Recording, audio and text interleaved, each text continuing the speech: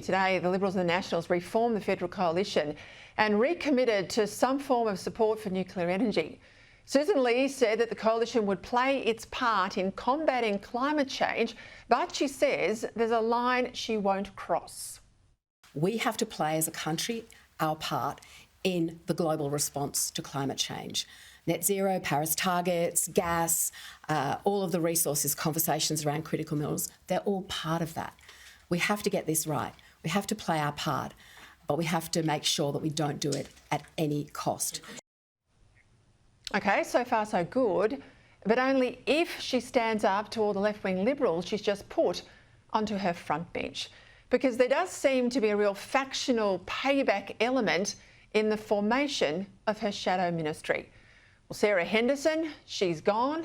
Claire Chandler, she's gone. Jane Hume has gone too, albeit not a Conservative like the other two women, but presumably that's for punishment over the work-from-home policy that Ley herself, as Deputy Leader at the time, would also have endorsed.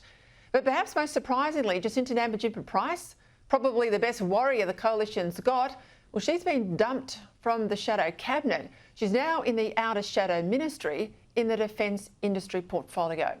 Now, an important role to be sure, but not one that's exactly going to give her the scope to speak out on all the big issues facing our country. And for all these talk about women, for all the hand-wringing in recent weeks over the need to do better to appeal to women, Ley's got fewer women in her shadow cabinet than Peter Dutton did. And to amplify my point about factional payback, one of the winners, the candidate for Bradfield, Giselle Kaptarian, well, she hasn't even won her seat yet. And when she does, as we expect she will, she's straight onto the front bench. Now, she's got a great CV, but really? This sort of stuff, the sort of games that people like Malcolm Turnbull played in the past about punishing anyone who might challenge you, only signals weakness. No leaders should be scared of competition, or indeed anyone who might challenge them intellectually. Not that intellectual challenge is much of a risk with some of Sussan Ley's other, like New South Wales MP Alex Hawke, whose tactical alliance with Michael Photius has been at the heart of so many factional stitch-ups inside the New South Wales Liberals. The bloke who did Scott Morrison's numbers now is Sussan Ley's numbers man. Well, he's been promoted into shadow cabinet and will no doubt be her representative on the New South Wales State Executive.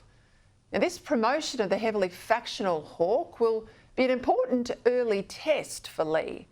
Will she support extending the federal intervention into New South Wales to give members a chance to take their party back?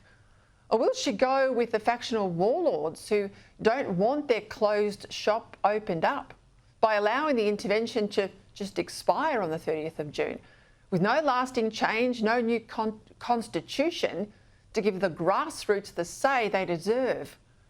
Now, like all leaders, Sussan Ley herself deserves a fair go.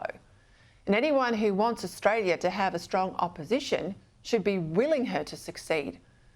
But on the evidence so far, the omens are pretty mixed.